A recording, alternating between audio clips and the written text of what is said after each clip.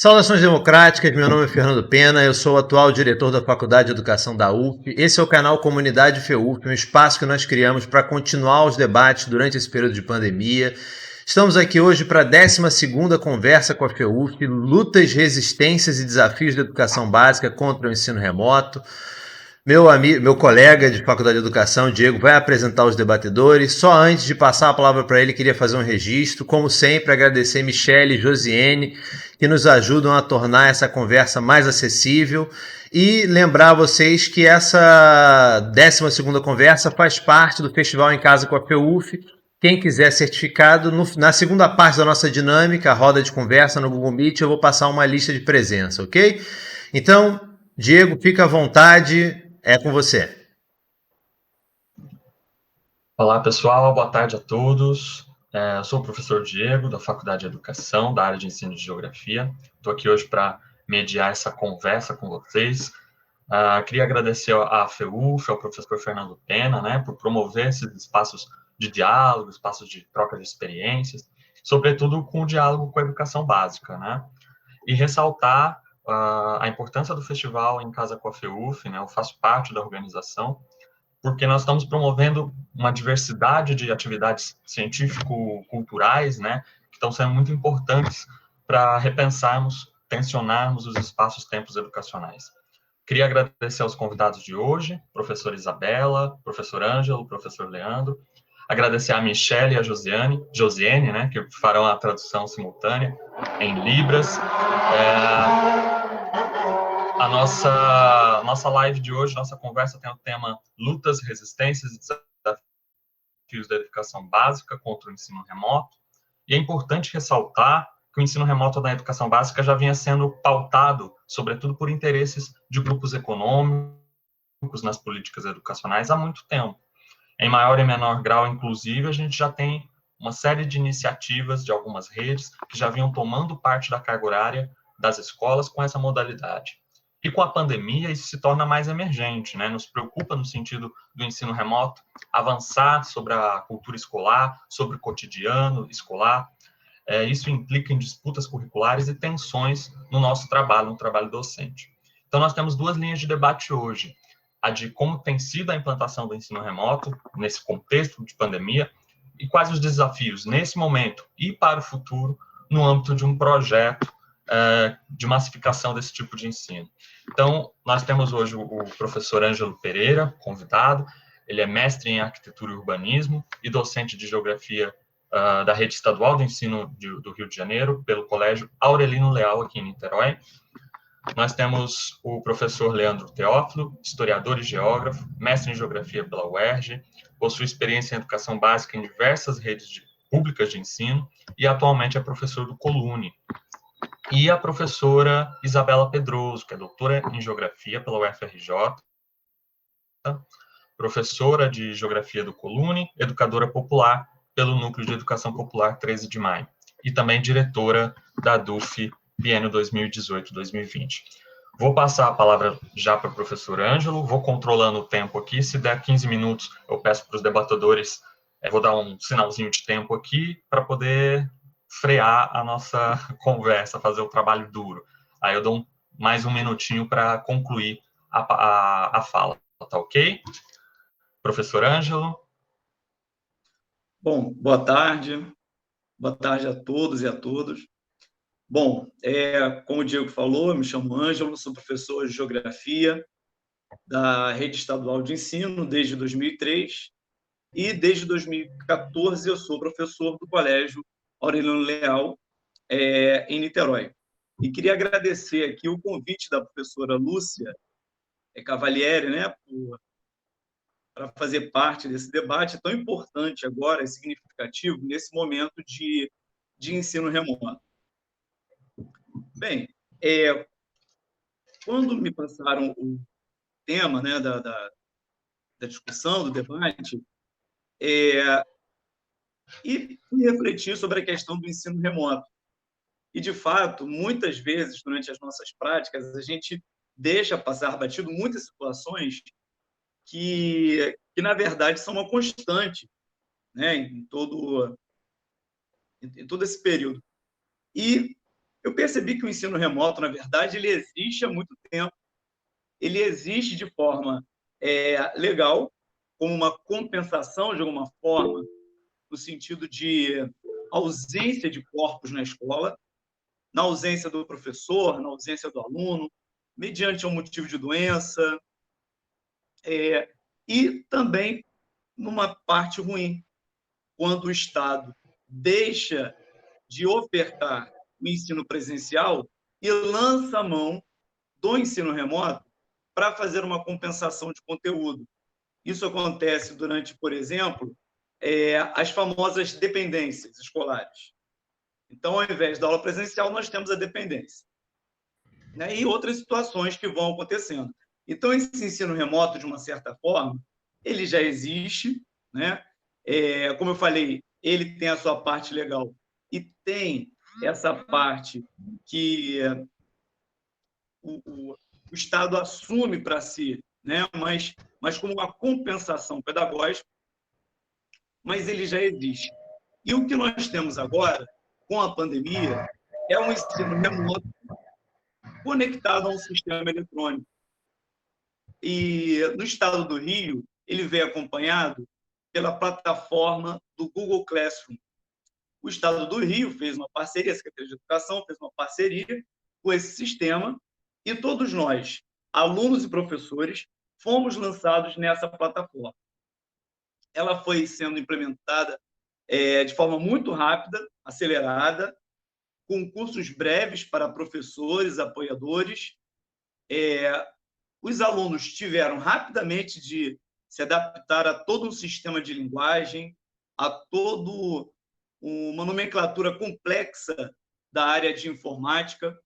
Lembrando aqui que muitos alunos não dominavam essa linguagem com PDF, link, e tudo isso me fez repensar a minha prática docente, me fez repensar qual é a importância da escola no cotidiano e na vida desses alunos, e me fez repensar sobre essa questão das ferramentas que nós utilizamos em sala de aula.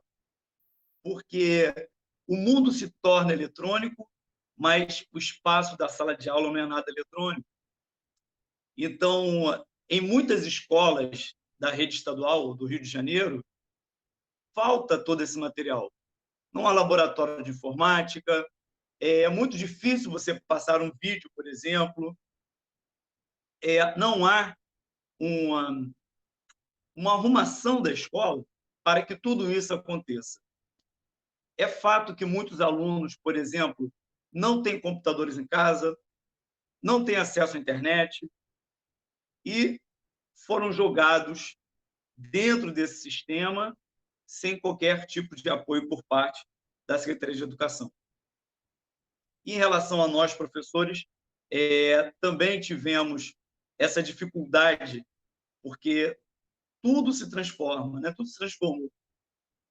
Nós começamos a refletir sobre essa prática e como que eu vou transformar meu espaço de sala de aula, que é um espaço de discussão, que é um espaço democrático, que é um espaço de múltiplos métodos, né? Em apenas um portal de conteúdos. Então, nós temos essa dialética em relação ao ensino remoto.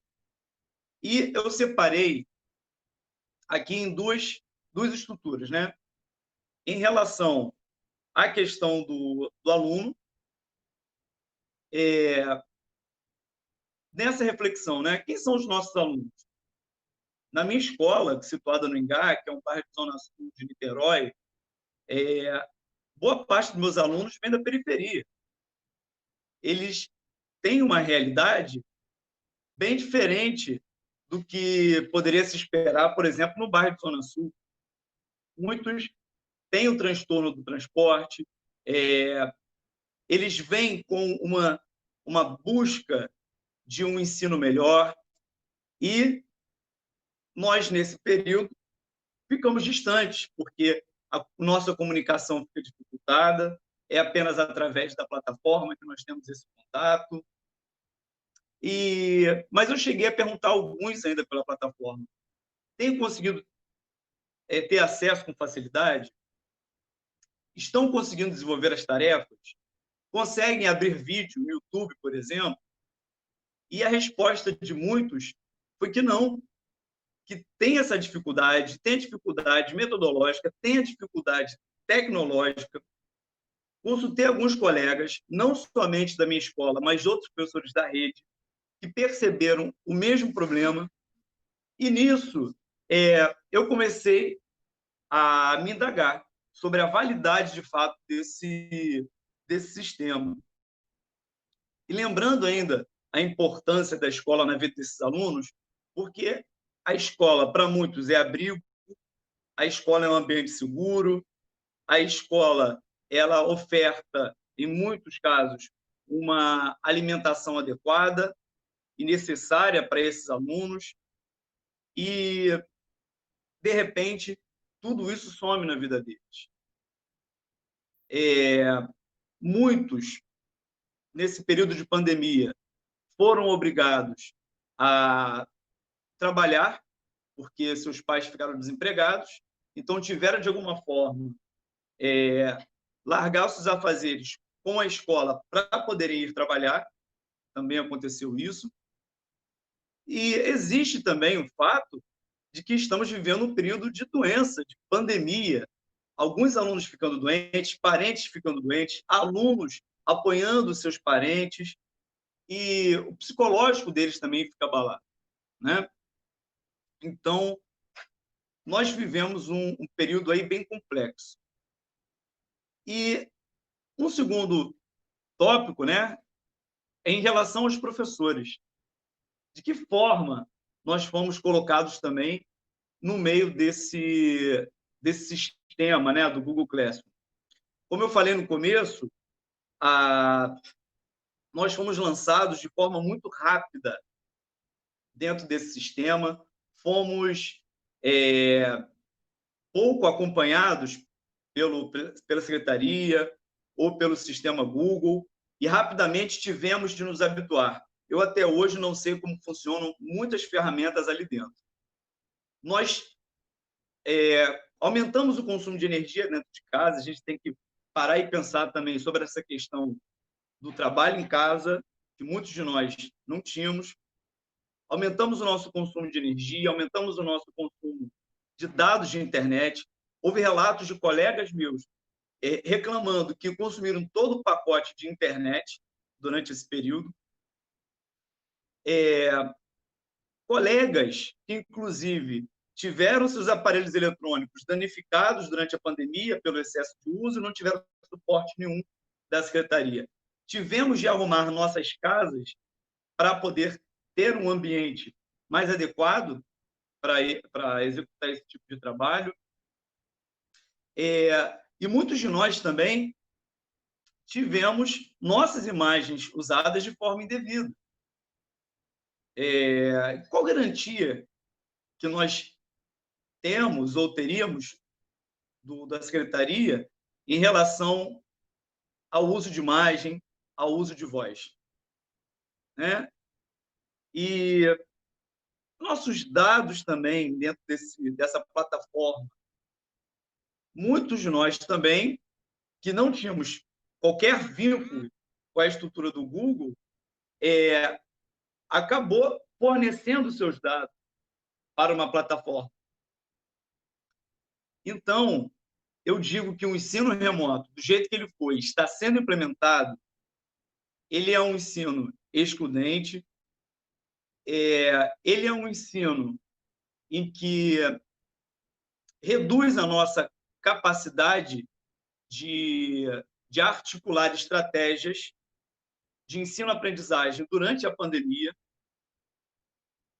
Ele tem sido perturbador para alunos e professores, e nós já estamos no segundo semestre do ano, não sabemos como a situação vai ficar até o final do ano, também não sabemos até agora a verdadeira funcionalidade dessa plataforma, se ela vai ser somente um apoio para aqueles que puderem ter acesso, que nessa altura do campeonato, uma turma de 35 a 40 alunos que eu tenho, eu posso ter feedback de 10 a 15 alunos.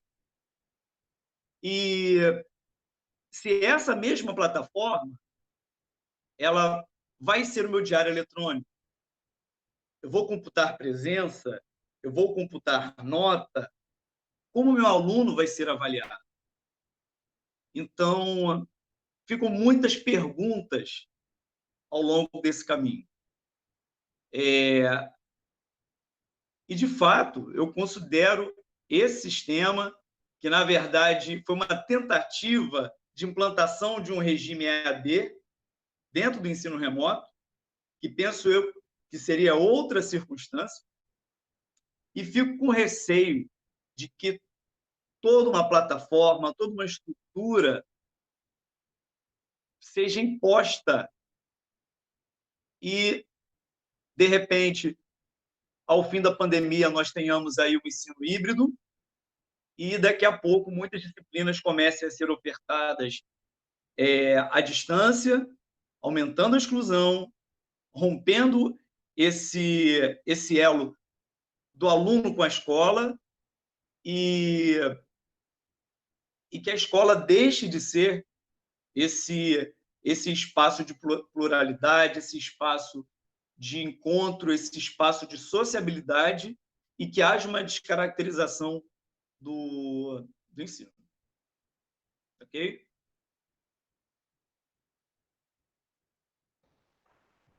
Obrigado, Ângelo. Passar a palavra para o Leandro, professor Leandro.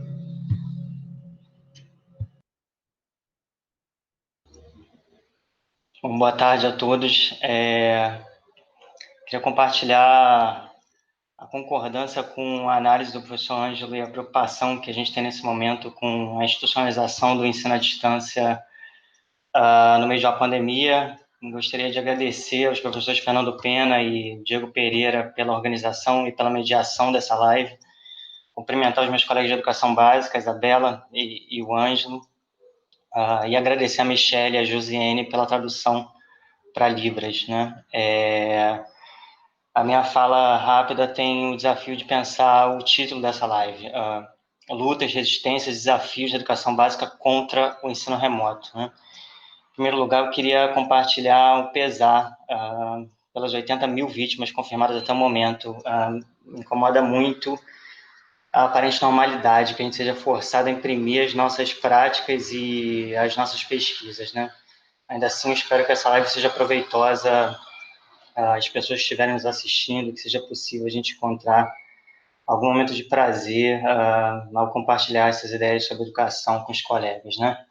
A professora Isabela é minha colega do Colune e ela vai poder descrever um pouco mais como tem sido esse processo de institucionalização da educação à distância, o ensino remoto no meio dessa pandemia, e eu vou ficar com uma breve análise sobre as minhas preocupações e sobre como que a pandemia representa uma espécie de continuidade de problemas que já existiam na educação básica antes da pandemia, né? Nesse momento eu estou em frente a uma tela na sala do apartamento que eu moro, né?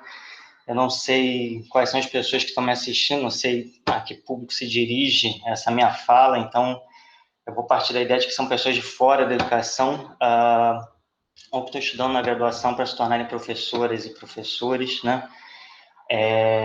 Essa live tem um objetivo muito importante de difundir os conhecimentos produzidos na universidade.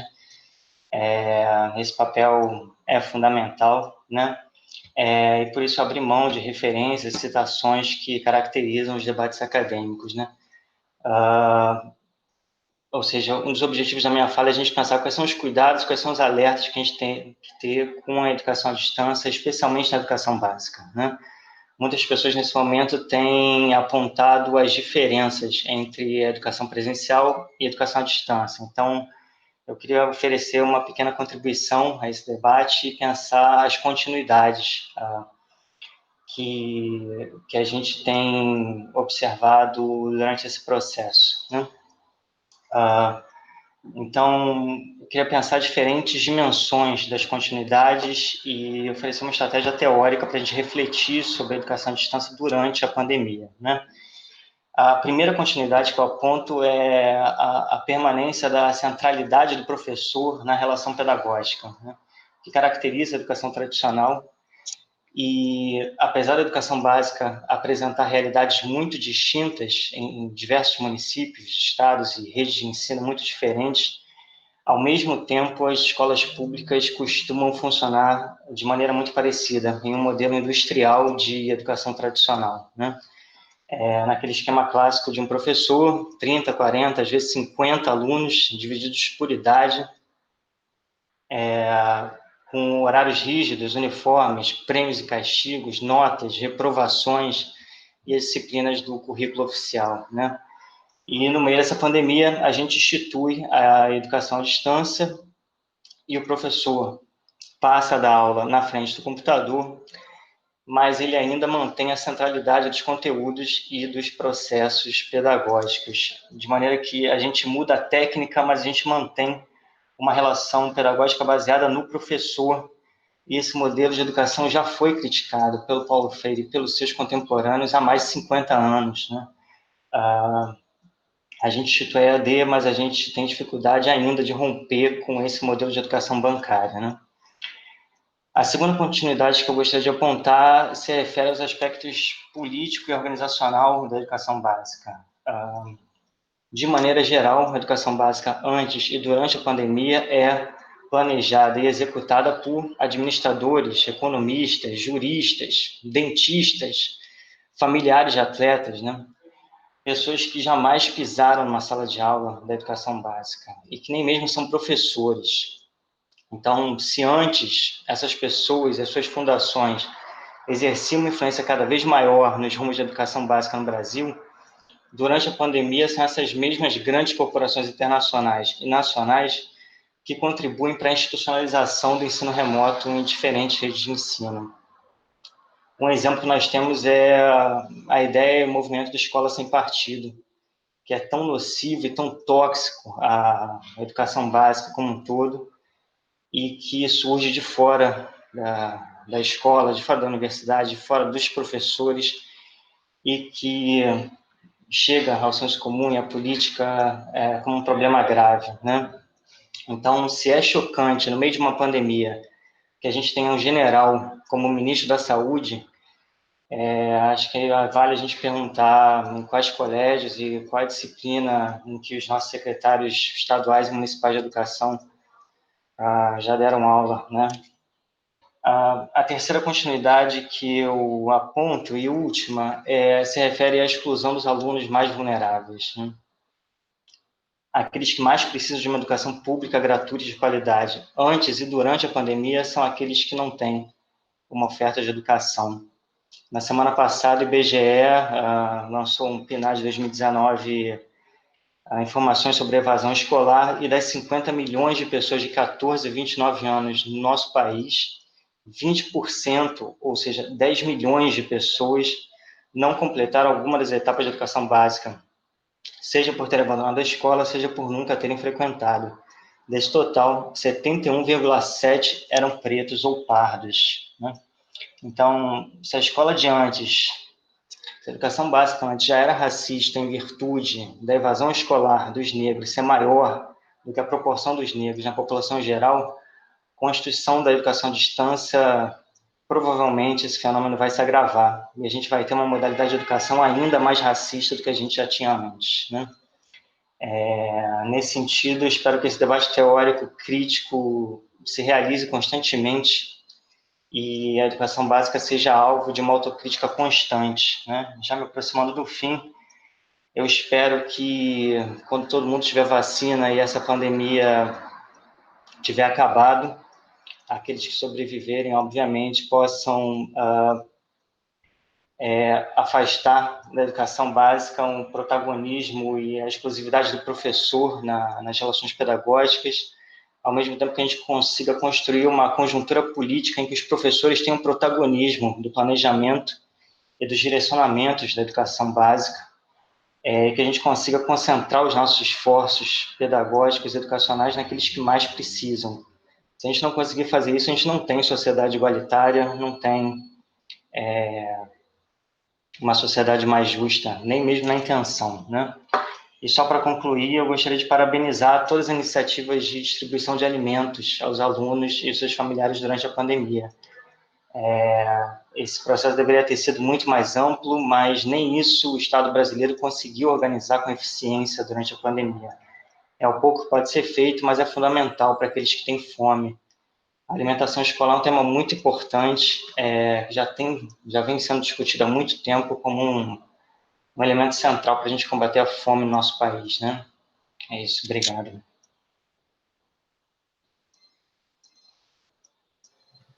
Agradeço ao professor Leandro. Passar a palavra para a professora Isabela. Boa tarde, né, a todos. Queria agradecer, né, o convite e a organização da mesa, né, dessa mesa ainda, embora virtual, né, a professora Lúcia, Diego, Fernando, da CEUP, colegas queridos, que guardam aqui como referência de luta, de resistência dentro da UF.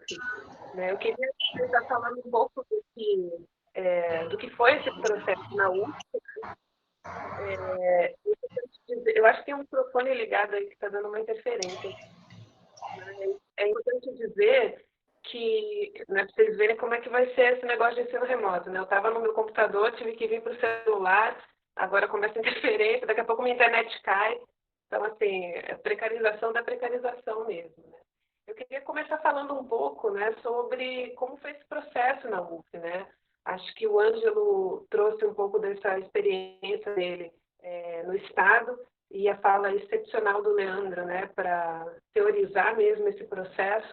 Né? E são falas que o Leandro faz em todas as nossas reuniões e que balizam muito do que a gente pensa, né, dentro do Colune.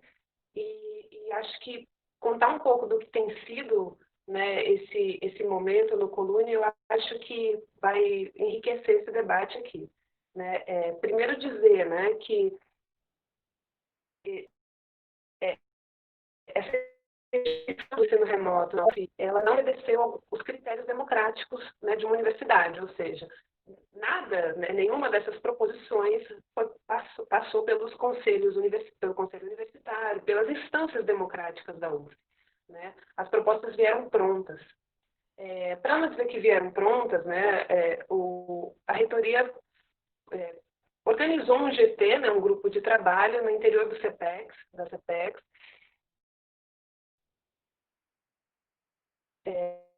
Esse grupo de trabalho é composto por uma parcela de professores que pensaram, né, uma proposta para o ensino remoto para aqueles alunos concluintes e para pós-graduação.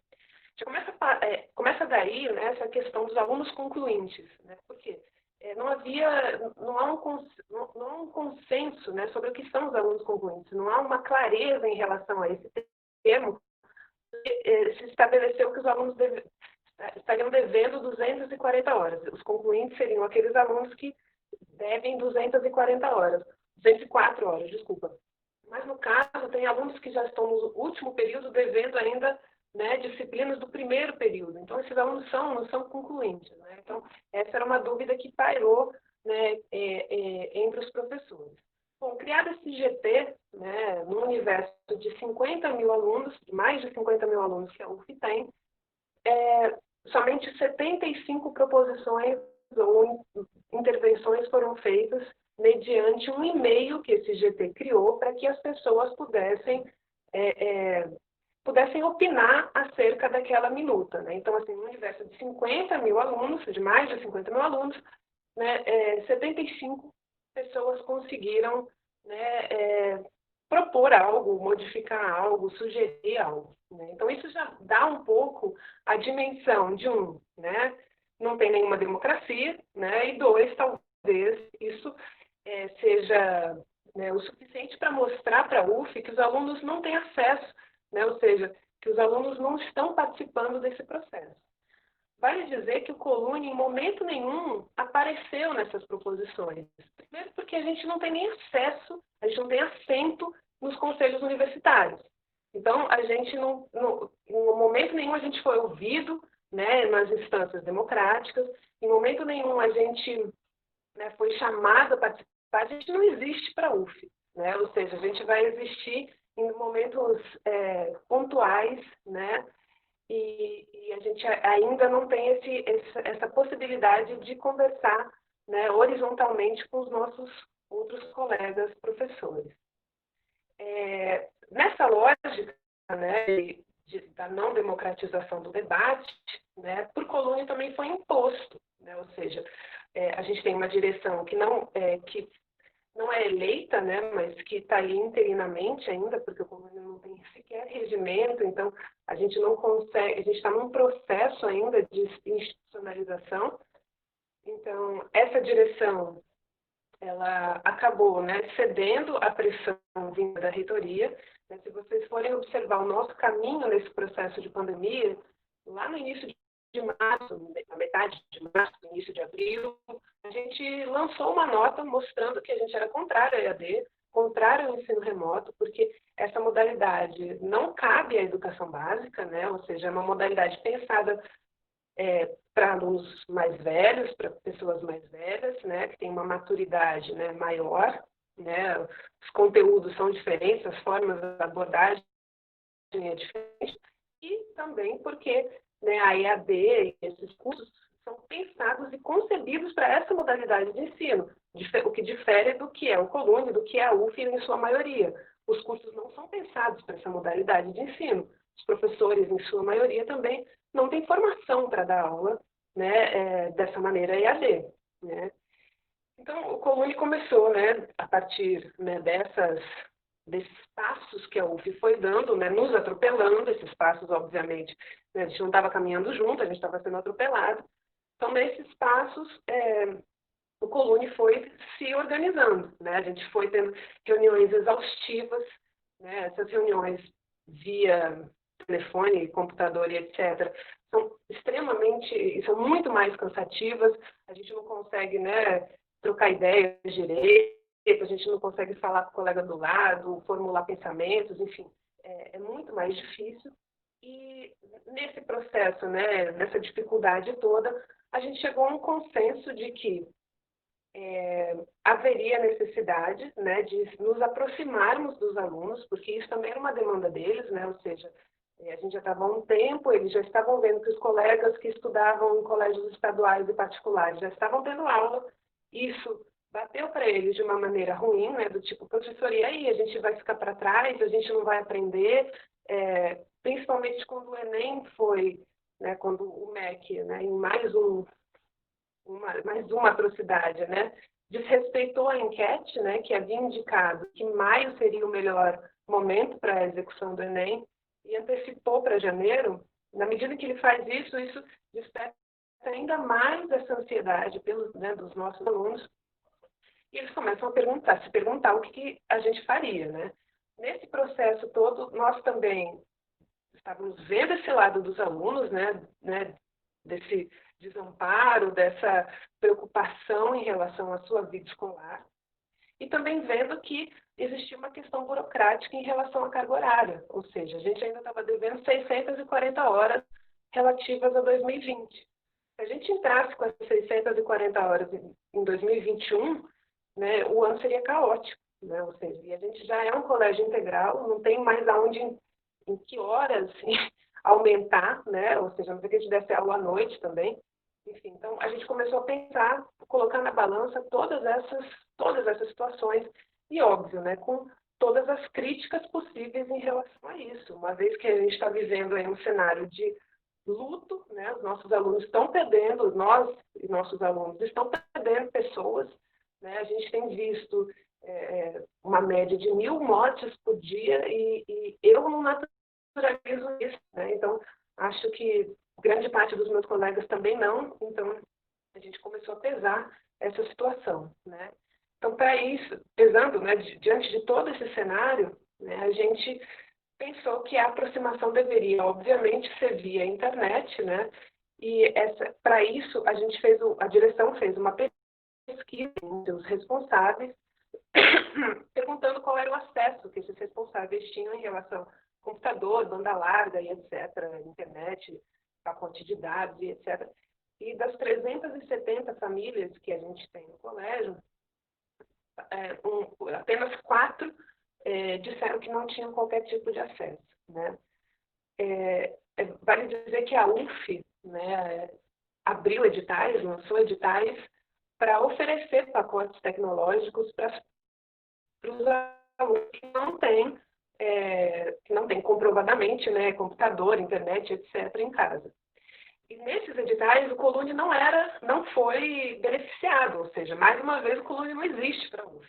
E a correria que os nossos diretores tiveram foi de tentar inserir o Colune nesses editais. E parece, eu ainda não tive a confirmação, parece que o Colune foi agraciado também, né? Ou seja, esse edital foi ampliado para que o Colune também se inserisse, os alunos do Colune também se inserissem nessas ofertas de pacotes. Enfim, então essas 4 famílias, né, possivelmente vão entrar nesse recebimento, né, de pacotes vindos da UF.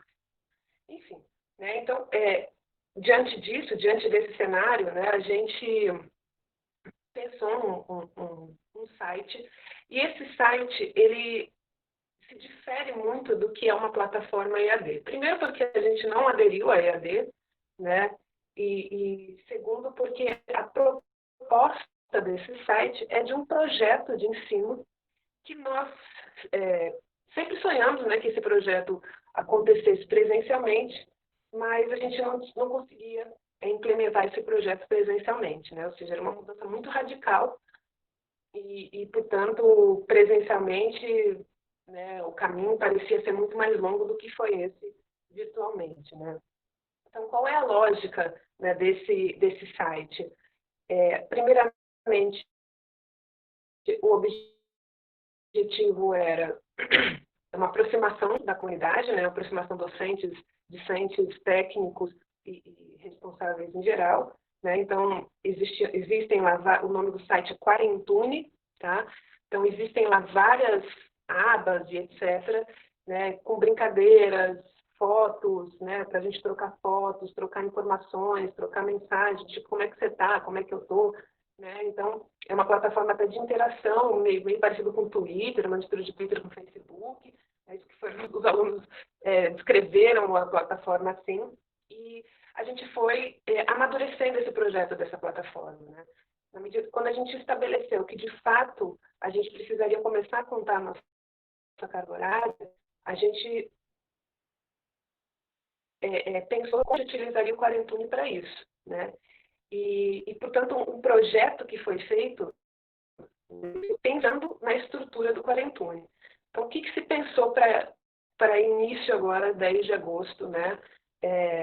Que nós vamos retomar e retomar só a parte de ensino, né? Porque vale dizer que a parte de pesquisa e extensão a gente não parou, né? Então, a gente continua desenvolvendo nossas pesquisas, né? Recentemente, a gente conseguiu lançar, né, o edital do PIBIQuinho. A gente já tem, cada um, né, aqui tem seus bolsistas de iniciação científica para a educação básica, né, nossos alunos.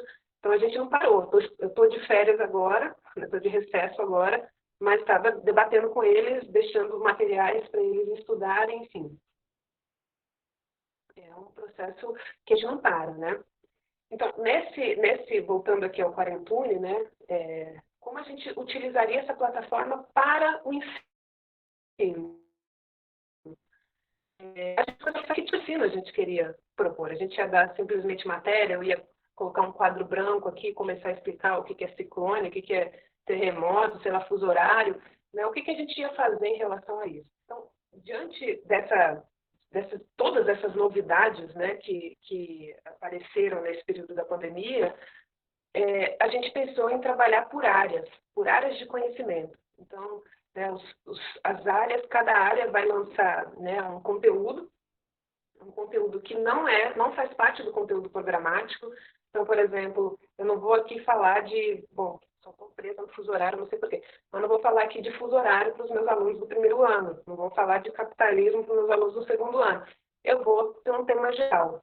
Vou falar da parte de humanidades, né, que é a área que comporta Geografia, História, Filosofia e Sociologia, essas 4 disciplinas vão trabalhar com a temática de cidade.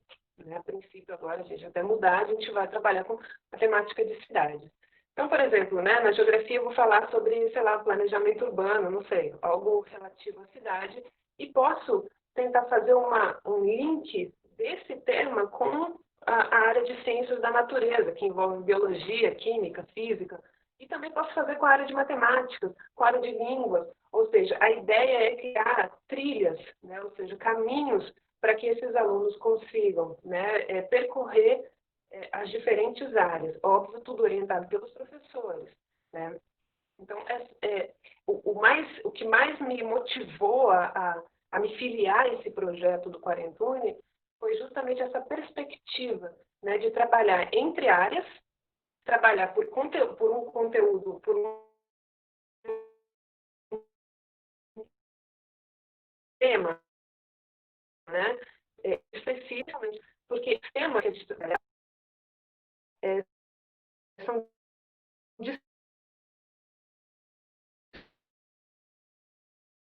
assim, eu não vou tratar isso, é o mesmo tema. E, ao final, a tentativa vai ser fazer com que os alunos dialoguem entre si, né, os conhecimentos que eles adquiriram nesse processo.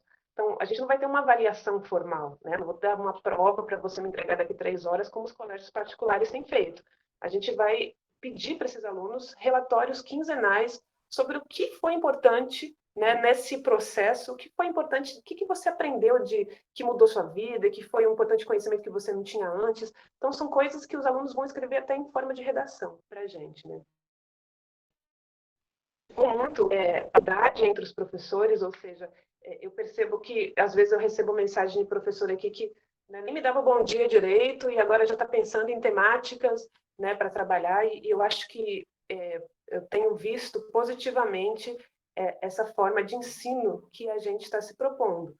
Então, para deixar claro e marcar que essa forma, né, que a gente está pensando para o Colune é uma forma de resistência, né? Eu enxergo como uma forma de resistência a todos esses pacotes tecnológicos, EAD, etc., que têm sido pensados, né, para a educação básica durante todo esse período da pandemia. Né? Nós vamos ter encontros síncronos com os nossos alunos, né? Os encontros síncronos também vão ser por área, né? E nesses encontros síncronos a gente não vai dar aula para eles. A gente vai conversar sobre o tema, né? Conversar sobre como eles estão desenvolvendo a questão que a gente sugeriu, né? Dar tópicos, tirar dúvidas, né? Conversar com eles. A ideia é que a gente inicie com 10 horas semanais, né? E que isso vá aumentando sucessivamente até 25 horas. Né? Então, a gente vai ter encontros, né, de pelo menos 2 horas por dia de início, para os alunos irem entendendo, né, a dinâmica, para a gente também entendendo a dinâmica, porque é algo muito novo para todos nós. Né? E eu estou apostando muito que isso sirva de exemplo para os outros colégios de aplicação, assim como o Quarentune, né, foi uma referência para as outras escolas, para o CAP da UFRJ, da UERJ, né, todos eles têm procurado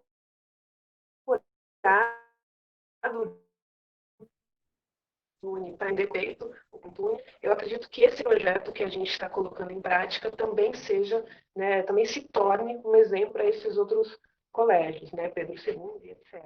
Então, essa é uma forma que a gente enxergou, mediante a pressão da reitoria, mediante a pressão da sociedade, né, para a gente ter um projeto alternativo de educação.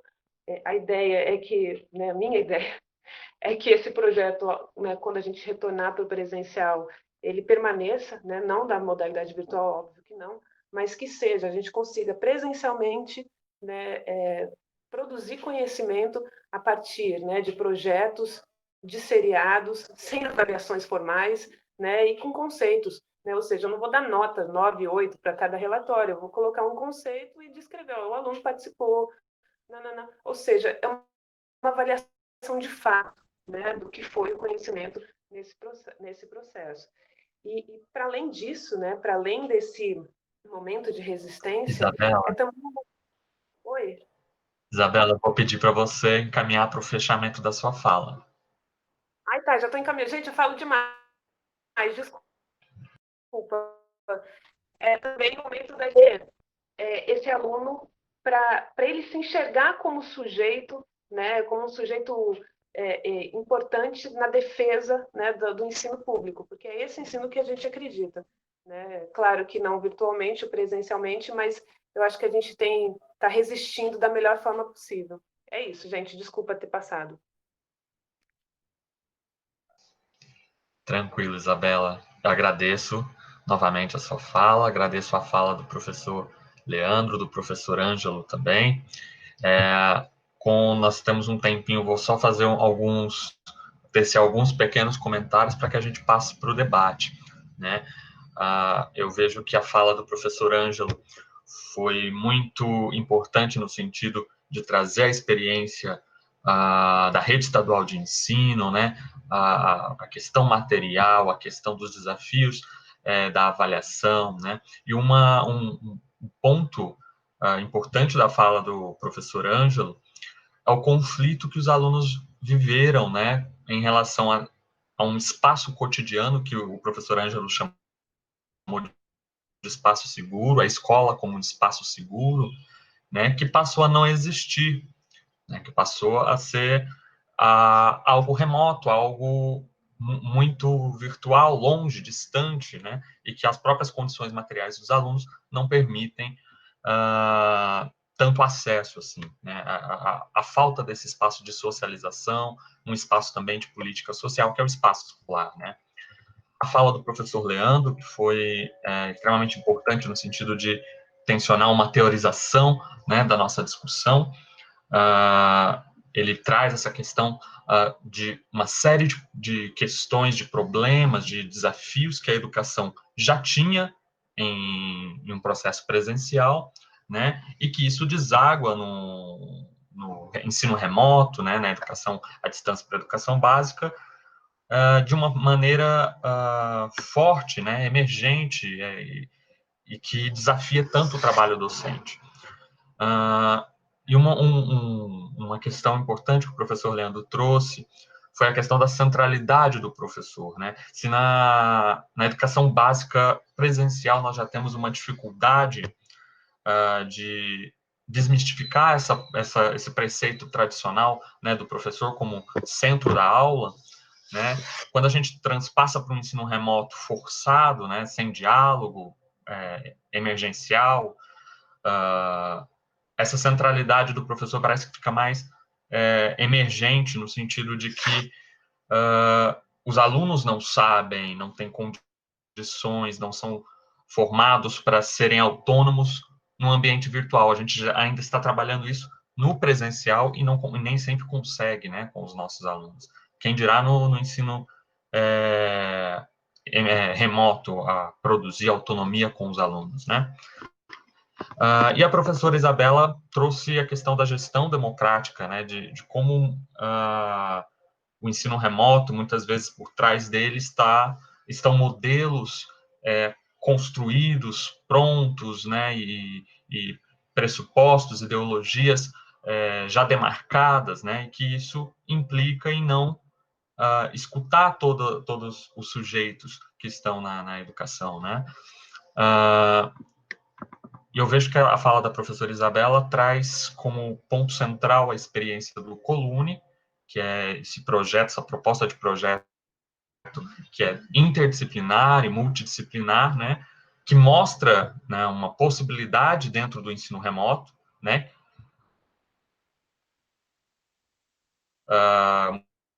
uma possibilidade, como a própria professora Isabela disse, de resistência dentro do ensino remoto, mas que o Colune começa a deixar claro que não é o ideal, né, que a modalidade, esses plataformas, o modelo remoto, como uma forma de produzir resistências. Isso é muito interessante. Bom, espero que os nossos ouvintes possam participar com a gente do debate. Vou passar a palavra novamente ao professor Fernando Pena e agradeço a todos pela participação até aqui. Obrigado, Diego. Bom, pessoal, acho que a essa altura vocês já conhecem a nossa dinâmica. O que eu vou fazer agora é colocar o link do Google Meet para a gente fazer a nossa roda de conversa com a presença dos debatedores. Vou colocar tanto no chat, no qual a gente está interagindo, quanto lá embaixo nos comentários, para quem chegar um pouquinho atrasado. Só antes de passarmos para lá, então, registrar aqui o agradecimento à Josiane e à Michele, que ajudam a tornar a nossa conversa mais acessível. Agradecer ao Diego pela mediação e pela organização da mesa, junto com a professora Lúcia Cavalieri, que também fez os convites, ajudou a pensar a mesa. Agradecer também aos nossos três, deixar o registro aqui do agradecimento aos nossos três convidados, o Ângelo, o Leandro e a Isabela, pelas falas muito interessantes. E agora vamos para o debate, né? Só o último aviso para quem se inscreveu pelo festival, agora também no Google Meet eu vou colocar a lista de presença para depois enviar os certificados. Então é isso, clica lá no link e a gente se vê agorinha lá no Google Meet. Até daqui a pouquinho.